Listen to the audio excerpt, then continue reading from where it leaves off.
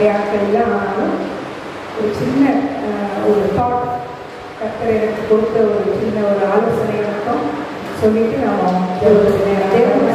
அவர் வந்து நியூஸ் பேப்பர்லாம் அந்த என்ன சொல்றது காலம்னிஸ்ட்னு சொல்லுவாங்க. அந்த இதை எழுதுவாங்க, ஒரு சின்ன வாசி பிட்டு எழுதுவாங்க, ஒரு கதை எழுதுவாங்க. கதை எழுதி அவங்களுக்கு நியூஸ் பேப்பர் வெறும் பாலிடிக்ஸும் வெறும் உலக பிரகாரமான ஒரு காரியங்கள் தான் இருக்கும். அதில் வந்து ஒரு சின்ன ஒரு காலம் எழுதுகிற ஒருத்தர், அவர் பேர் வந்து ஜார்ஜ் கிரேன்.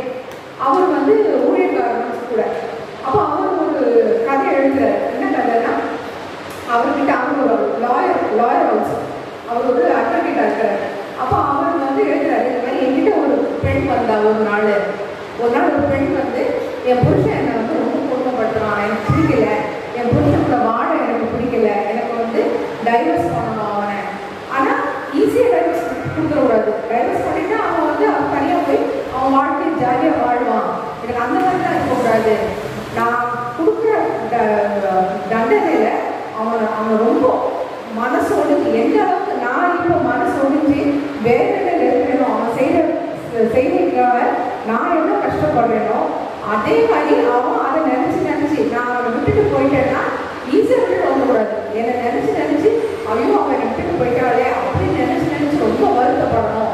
அந்த மாதிரி ஒரு டைவர்ஸும் கொடுக்கணும், அதே மாதிரி அவனுக்கு மன உளைச்சலும் கொடுக்கணும், கஷ்டத்தையும் கொடுக்கணும் அப்படின்னு சொல்லிட்டு நீங்கள் எனக்கு ஒரு ஐடியா கொடுங்க, நான் என்ன செய்யலாம் அப்படின்னு சொன்ன உடனே இவர் சொன்னாரா, அப்படியா சரி ஒன்று பண்ணுங்க. இப்போ வந்து நீங்கள் எல்லாம் சண்டை போட்டுருக்கீங்க, 2 பேரும் சண்டை போட்டுருக்கனால இப்போ நீங்கள் டைவர்ஸ் பண்ணீங்கன்னா அவருக்கும் வந்து விட்டுதரா தொல்லை அப்படின்னு தான் தோணும். நீங்கள் ஒன்று பண்ணுங்க, ஒரு 2 மாதம் டைம் எடுத்துக்கோங்க. 2 மாதம் என்ன பண்ணுங்க, அவருக்கு பிடிச்சதெல்லாம் செஞ்சு கொடுங்க. அவருக்கு என்னென்ன விஷயம் பிடிக்கணுமோ அதெல்லாம் செய்யுங்க. அவருக்கு வந்து அவருக்கு அன்பு செலுத்துகிற மாதிரி நடிங்க. ரொம்ப அவர் மேலே அன்பாக இருக்கிறீங்க, அவர் இல்லைன்னா உங்களுக்கு வாழ்க்கை இல்லை அப்படிங்கிற அளவுக்கு நீங்கள் என்ன பண்ணுங்க, அவர் மேலே ரொம்ப பாசத்தை காட்டி அவருக்காக செய்ய வேண்டியதெல்லாம் செஞ்சு அவர் மேலே ரொம்ப அன்பு செலுத்தி அவரோட ரொம்ப அந்யோன்யமாக இருந்து ஒரு 2 மாதம் நீங்கள் வந்து நல்லா இருங்க. அப்போ வந்து அவருக்கு என்ன ஆகிடும்னா, என் பொண்ணு என் மேலே ரொம்ப பாசமாக இருக்கான்னு சொல்லிட்டு உங்கள் மேலே ரொம்ப அன்பு செலுத்த ஆரம்பிச்சுருவாரு. உங்கள் மேலே நீங்கள் எல்லாம் செய்றீங்கிறதுனால உங்களை ரொம்ப நம்பி இருக்க ஆரம்பிச்சுருவாரு. எதுக்கு எடுத்தாலும் என் பொண்டாட்டி எது கேட்கறது, பொண்டாட்டிகிட்ட செய்வது, பொண்டாட்டிகிட்ட டிஸ்கஸ் பண்ணுறது, அந்த மாதிரி அவங்க மாறிடுவார். 2 மாதத்துல நீங்கள் பண்ணுற வேலையில் அந்த டைமில் நீங்கள் அவரை டைவர்ஸ் பண்ணீங்கன்னா என்ன ஆகிடும், அவருக்கு ரொம்ப ஹார்ட்னா இவ்வளோ அன்பாக இருந்தாலே, இவ்வளோ இருக்காமல் செஞ்சாலே, நானும் அன்பாக இருந்தாலே, எனக்கு போயிட்டாலேங்கிற வருத்தம் ரொம்ப இருக்கும். நீங்கள் இப்போ படுற மன கஷ்டம் வந்து அப்போ அவருக்கு படும், அவருக்கு மன வேதனையில் போயிடுவார். நீங்கள் அந்த மாதிரி செய்யுங்கன்னு சொல்லிட்டு இவர் அட்வைஸ் சொல்லி அனுப்பிவிட்டார். இவருக்கு தெரியும் அந்த மாதிரி நடக்காதுன்னு சொல்லிட்டு, ஆனாலும் இவர் ஒரு அட்வைஸ் சொல்லி அனுப்புறாரு.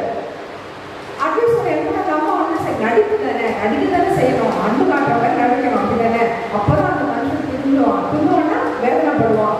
என்ன எவ்வளோ வேதனைப்படுத்துறாங்க அவனுக்கு அப்போதான் திருந்துவான்னு சொல்லிட்டு அந்த அம்மாவும் அவங்கள்ட்ட பேசிட்டு போனதுலேருந்து டீ வைக்கிறது என்ன, காஃபி வைக்கிறது என்ன, அவருக்கு பிடிச்ச சமையலை செய்கிறது என்ன, அவர் துணி துவைக்கிறது என்ன, அவருக்கு செய்கிறது என்ன, அவர் அன்பு செலுத்துறது என்ன, கட்டி பிடிக்க அங்கெல்லாம் அப்படி பிசிக்கலாக ரொம்ப சர்வசாதாரணம் இல்லையா, அதெல்லாம் ரொம்ப சர்வசாதாரணமாக ஒரு கணவன் மனைவி எவ்வளோ ஒரு சந்தோஷமான ஒரு கணவன் மனைவி எப்படி இருப்பாங்களோ அந்த மாதிரி வந்து அந்த அம்மா வந்து எல்லாம் செய்ய ஆரம்பிச்சாங்களாம். முதல்ல ஒரு கஷ்டமாக இருந்துச்சா, சரி எனக்கு போய் நம்ம செய்யணுமா சரி அப்படின்னு சொல்லிட்டு யோசிச்சு ஒரு வேண்டாம் வெறுப்பாக செஞ்சா ஒரு வாரம் போன உடனே அதுவே ஒரு ரொட்டீன் மாதிரி ஆயிடுச்சு. நம்ம சில விஷயங்களை நம்ம பிடிச்சோம் பிடிக்காம செஞ்சா அது நமக்கு ஒரு பழக்கம் ஆயிடும் இல்லையா, அது மாதிரி பழக்கம் ஆயிடுச்சான். சரி செஞ்சு வச்சலாம் அப்படின்னு செய்ய ஆரம்பிச்சலாம். அவங்க கொஞ்ச நாள் போச்சா 2 மாதம் டைம் ஆயிடுச்சான். 2 மாதம் டைம் ஆன உடனே இந்த லாயர் போனோடனே அந்த அம்மாட்ட கேட்டாங்க, என்னங்க நான் சொன்ன மாதிரி நடந்துட்டீங்களா, இப்போ நீங்கள் டைவர்ஸ் ரெடி ஆகிட்டீங்களா அப்படின்னு கேட்டாங்க. உடனே அம்மா டைவர்ஸா, நான் ஏன் டைவர்ஸ் பண்ணணும், நான் இப்போ தான் எனக்கு புரிஞ்சுக்கிட்டேன், என் கணவரை நான் உண்மையாகவே நேசிக்கிறேன், நான் உங்களுக்கு நடிக்கிறதுல சொன்னேன் அப்படின்னா. இல்லைங்க அந்த மாதிரி என்னோட ஆக்ஷனில் நான் என்னோட சிந்தனையும் என்னோட ஆக்ஷன்ஸும் நான் மாற்றிக்க உண்மையான அன்பு வந்துடுச்சு. அந்த அன்பை நான் வெளிப்படுத்தும் போது அவரும் என்னை உண்மையாக நேசிக்க ஆரம்பிச்சிட்டாரு அப்படின்னு சொல்லிட்டு ஹல்லேலூயா. அப்போ அந்த அன்பு நம்ம வெளிப்படுத்தும் போது அன்பு செய்யணும், அதே அன்பு நமக்கு திரும்ப கிடைக்கும். வேண்டியது. அப்போ அந்த வெறுப்பு கசப்பு ஒருத்தர் மேல இருக்கிற வெறுப்பு கசப்பு அவன் வந்து அன்பே அதனால அன்பு பாத்திரமே இல்லாம கூட இருக்கலாம். ஆனா நம்ம செலுத்தும் ஒரு அன்பை செலுத்த அந்த பக்கத்துல இருந்து ஒரு மன மாற்றம் அப்படி மாறி ஆண்டவர் கிரியை செஞ்சு அந்த இதை நம்மளுக்கு அந்த அன்பு அங்கிருந்து வர பண்ணுவார். இப்போ ஆதாம் ஏவாள் ஆண்டவர் சிருஷ்டித்தார், அவ்வளோ அன்பு செலுத்தினார். அவர் இயேசுவும் வந்து இந்த கல்வாரி சிலுவையில மரிச்சதோட ஒரு இது என்ன மெயின் என்னன்னா அன்பு தான். அன்பு இருக்கனால தான் அவர் தன்னோட ஒரே பேரான குமாரன் நம்ம வந்து விட்டு அவர் வந்து நமக்காக நம்ம மேல அன்பு செலுத்தினால்தான் அவர் மறிக்க வச்சு நம்மளை வந்து மீட்டெடுத்தாரு. அப்போ ஆதாம் ஏவாள்ல இருந்து பார்த்தீங்கன்னா ஆண்டவர் வந்து அன்பு தான். அந்த தேவன் கர்த்தர்னு சொன்னாலே அன்பு தான். இப்போ அந்த நம்ம என்ன சொல்றது அந்த 1:13 அதிகாரத்தில் பார்த்தீங்கன்னா அன்பு என்ன பண்ணும் அன்பு என்ன பண்ணாது அப்படிங்கிற ஒரு லிஸ்ட் இருக்கு. அப்போ அதில் 13 வாசிச்சீங்கன்னா 1:13:10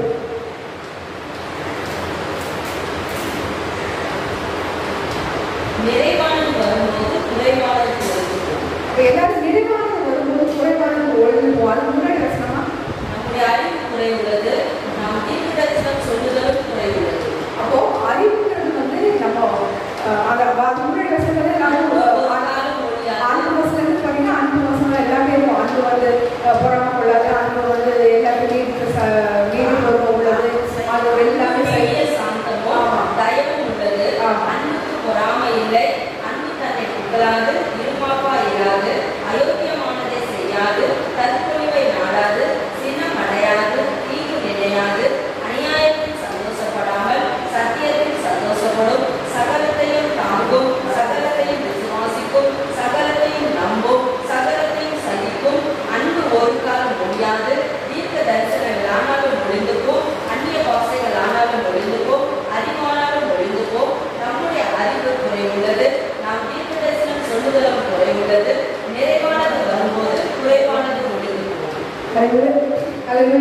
அப்போ இதுல வந்து நம்ம இந்த வசனங்களை வச்சு நம்ம உட்கார்ந்து அன்புக்கும் புறமா வராது. அன்பு வந்து மற்றவங்க கஷ்டப்படுறாங்க, அன்புக்கு வந்து மீடிய பொறுமை உண்டு அப்படின்னு சொல்லிட்டு லிஸ்ட் பார்த்து நம்மளை அனலைஸ் பண்ணோம். செல்ஃப் அனாலிசிஸ் பண்ணும்போது நமக்கு தெரியும் நம்மகிட்ட அன்பு இருக்கா இல்லையான்னு சொல்லிட்டு ஒருத்தர் 10 ரூபாய் கொடுக்குறதுனாலையோ இல்லை 100 ரூபாய் ஹெல்ப் பண்ணுறதுனாலையோ இல்லை நம்மகிட்ட இருக்கிற புடவை எடுத்து கொடுக்குறதுனாலையோ இல்லை அது நம்ம அவங்களுக்கு ஏதாவது ஹெல்ப் பண்ணுறதுனாலையோ அது அன்பு கிடையாது.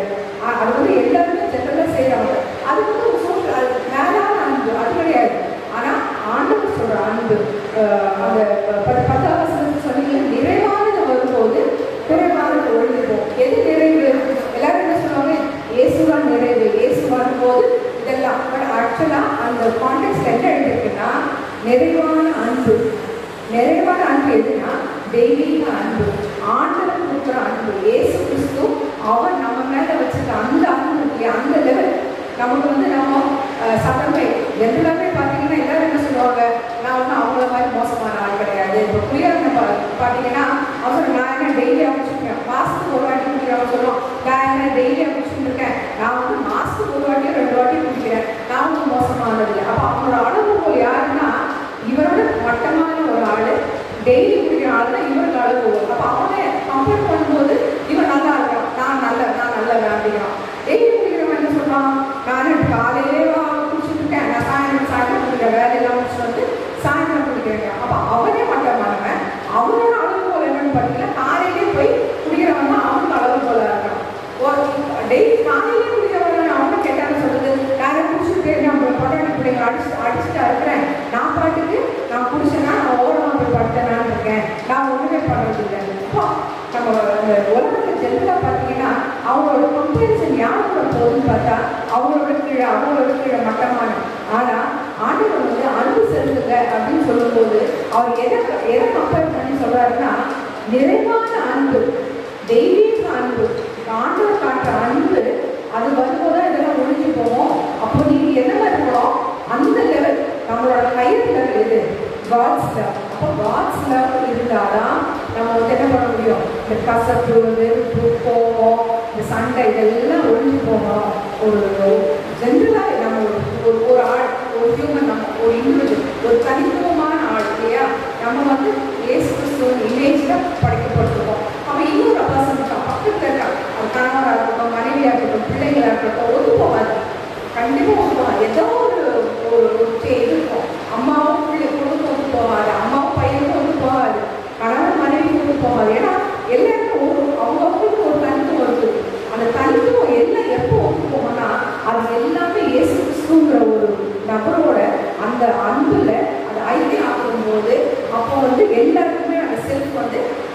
செல்ஃப் போயிடும், அந்த சுயங்கள் மறைஞ்சு இயேசு கிறிஸ்துவோட அன்பு வரும்போது அப்படி எல்லாமே ஈக்குவல் ஆகும்போது அந்த டைம்ல இருக்கும்போது நமக்கு அந்த சமாதானம் கிடைக்கும். ஹல்லேலூயா.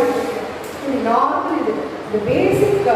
இப்போ வந்து சபை நடத்துறவங்களுக்கே குடும்பத்தை நடத்துறது தெரியாதவங்க சபை நடத்தக்கூடாதுன்னு ஆண்டவர் ஏன் சொல்றாருன்னா, சபையோட குடும்பத்தோட கட்டமைப்பு அப்படி ஒரு தலைவன், ஹஸ்பண்டு, ஒய்ஃபு, பிள்ளைங்க.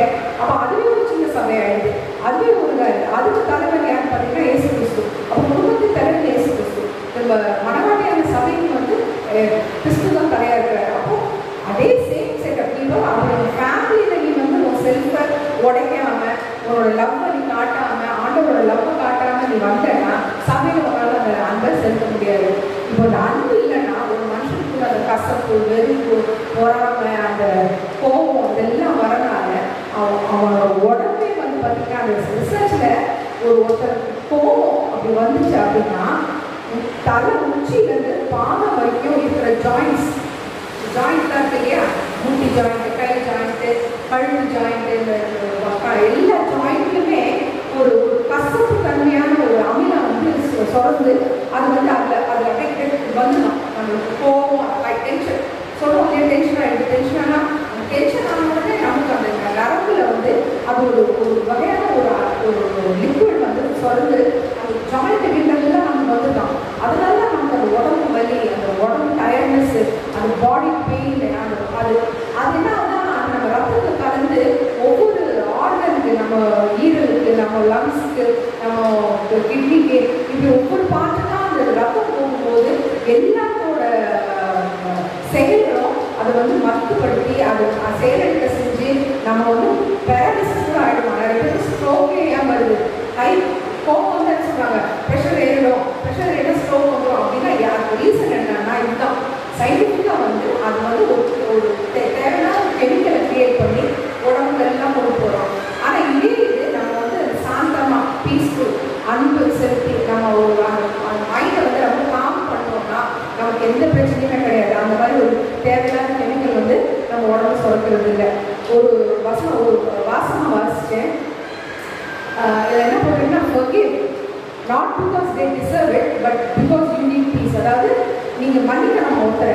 ஏன் மன்னிக்கணும்னா அவன் அதுக்கு தகுதியானவங்கிறதுனால மன்னிக்காதீங்க. அவன் பாவம், அவன் நல்லவன் அப்படிங்கிறதுக்காக மன்னிக்கணும்னு அவசியம் இல்லை. ஆனால் உங்களுக்கு மனசமாதானம் வேணும். நீங்கள் வந்து அந்த கோபத்தை அவன் மேலே வச்சுட்டே இருந்தீங்கன்னா உங்கள் உடல்நிலை வந்து சரி கிடையாது, உங்கள் மனசு வந்து சமாதானமாக இருக்காது. அப்போது ஏன் நீங்கள் மன்னிக்கணும்? எவ்வளோ ரொம்ப உங்கள் கொலைபாதக குற்றம் பண்ணிங்களா கூட அவனை மன்னிச்சுட்டு நம்ம கடந்து போகிறது யாருக்கு நல்லதுன்னா நமக்கு நல்லது. ஆண்டவர் என்ன சொல்கிறாருன்னா, அவர் வந்து நான் அந்த ரிவெஞ்ச் மைண்ட் அப்படிங்கிறாரு. நான் பழி வாங்குறது எங்கே இருக்கிறாரு, அவர் பார்த்துக்குவார். இப்போ நமக்கு ஒரு ஆள் தவறு செஞ்சாருன்னா, இப்போ நம்ம பிள்ளைய இருக்கிறாங்கன்னா, நம்ம பிள்ளைய யாராவது அடிச்சுட்டாங்கன்னு சொன்னால் அவங்க அடிக்கிறத விட நம்ம வந்து அந்த குழந்தைய அதற்கிறதோ இல்லை நம்ம வந்து அதை இது பண்ணுறதோ வந்து அவங்க இன்னும் பெட்டராக இருக்கும். இவன் அடித்தாங்க சின்ன யாரும் அடிச்சுட்டு வந்துடும், அவங்களும் தெரியாது. பட் நம்ம பண்ணோம்னா பெரியசாக நம்ம திட்டோம்னா அடுத்தவங்க அவன் செய்ய மாட்டான். அந்த மாதிரி இப்போ நம்மளே வந்து ஒரு ஆள் நமக்கு அன்பு செலுத்தலை, நம்மளை ஏதோ பண்ணிட்டான் அப்படின்னா நம்ம போய் அந்த பழிவாங்கல் பண்ணும்போது அது வந்து ஒரு சின்னதாக போனால் அவன் வந்து அதை திருத்த விட மாட்டான். ஆனால் ஆண்டவர் வந்து அவர் வந்து எடுத்து அவர் பாணியில் அவர் திருத்துறாரோ இல்லை பழிவாங்குறாரோ அது அவர் விஷயம். அப்படி பண்ணும்போது அவர் வந்து அதுக்கேற்ற நீதியை சரி கட்டிடுவார். அப்போ நமக்கு பிரச்சனை இல்லை. அப்போ நம்ம என்ன பண்ணலாம்னா, நம்ம வந்து நம்ம விஷயம் வரைக்கும் நமக்கும் ஆண்டவர் இருக்கும். ஆண்டவரை நான் மன்னிச்சிட்டேன், எனக்கும் அதுக்கும் சம்மந்தம் இல்லை, தேவையில்லாத கசப்பு என் மனசில் வேண்டாம், நான் அன்பு செலுத்துறேன். நமக்கு வேலை என்னன்னா நம்ம அன்பு செலுத்தணும், அவ்வளோதான். அப்போ இன்னைக்கு கிடைச்ச வார்த்தை என்னன்னா, நம்ம என்ன பண்ணணும், நம்மளோட வாழ்க்கையில் அந்த நிறைவானது வரும்போது, அந்த நிறைவானது என்னன்னா, நிறைவானது நம்ம தெய்வீக அன்பு, காட்ஸ் லவ் நம்ம கூட வரும். காட்ஸ் லவ் நம்ம கூட வரும்போது அந்த குறைவு எல்லாம் நமக்கு இருக்கிற கோபம், வெறுமை, கசப்பு எல்லா தன்மையும் நம்மளுக்கு போயிடும். நம்ம அறிவு கூட குறைவுள்ளதுன்னு போட்டுருக்கு, நிறைவான அறிவு கிடையாது. சாலமோனுக்கு அவ்வளோ அறிவு இருந்துச்சு, ஆனாலும் அது குறைவான அறிவு தான். அப்போ நமக்கெல்லாம் எந்த அளவுக்கு அறிவு இருக்குன்னு நமக்கு தெரியல. நம்ம அறிவில் நம்ம எதாவது செய்ய போனோம்னா அது ஒன்றுமே சரிப்பட்டு வராது. அப்போது குறைவானது நீங்கணும்னா நிறைவானது வாங்கணும். இன்னும் ஒன்றே ஒன்று சொல்லி மட்டும் முடிக்கிறேன்.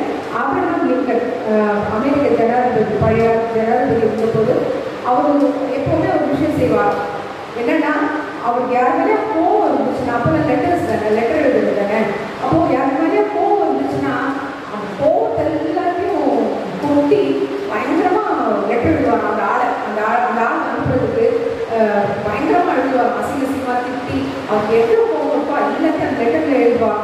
எழுதி முடிச்சுட்டு என்ன பண்ணுவாரா, அந்த லெட்டர் கிழிச்சு போட்டுருவாங்க. கிழிச்சு போட்டோன்னா அவர் மைண்ட் ஃப்ரெஷ் ஆகிடும். திட்டெல்லாம் திட்டியாச்சு இல்லையா, ஃப்ரெஷ் ஆகிடுச்சு. இப்போ உட்காந்து அந்த சொல்யூஷன், நீ ஏன் அப்படி சொன்ன, அதுக்கு சொல்யூஷன் என்ன பண்ணலாம் அப்படின்னு சொல்லிட்டு அந்த தெரிஞ்சவரை அவர் வந்து ஒரு லெட்டர் எழுதி இதுக்கு என்ன சொல்யூஷன் பண்ணலாம், ஏன் இப்படி பண்ணலாம், ஏன் இப்படி ஆச்சுன்னு சொல்லிட்டு ஒரு லெட்டர் எழுதுவாங்க. அதே மாதிரி நமக்கு வந்து ஒரு ஆளுக்கு கோவம் இருந்தால் நம்ம இந்த லெட்டர் எழுதி போனோம்னா என்ன பண்ணலாம், ஆண்டவருக்கு தான் போய் சொல்ல முடியும். ஆண்டவர்கிட்ட போயிட்டு ஆண்டவரை இதெல்லாம் பட்டாங்கன்னு சொல்லதான் முடியும். ஆனால் ஆண்டவர் வந்து என்ன பண்ணுவார், அது எல்லாத்தையும் மாற்றி ஆண்டவர் மகளை நான் இருக்கிறேன், நீ கவலைப்படாது, உனக்காக நான் இருக்கேன், யார் இருக்காங்களோ இல்லையோ நான் இருக்கிறேன் அப்படின்னு சொல்லுவாங்க. இன்னொரு விஷயம், கோவப்படுறவங்க வந்து சீக்கிரமாக இறந்துருவாங்க. ஆயுள் காலத்தை வந்து குறைச்சி விட்டுருந்தாங்க. நான் சொன்னது கெமிக்கல்ஸ் இந்த மாதிரி உடம்புல தேவையில்லாத பண்ணும்போது ஒவ்வொரு உறுப்புகளாக நமக்கு வந்து பழுதடைந்து போச்சுன்னா நமக்கு வாழ்க்கை அவ்வளோதான், கொஞ்சமாக இருக்கும், ரொம்பலாம் இருக்காது. அதனால் நமக்கு தேவையில்லை. ஆண்டவரோட ஆண்கள் நினைச்சிருந்து ஆண்டவரோட இதில் இருப்போம். நம்ம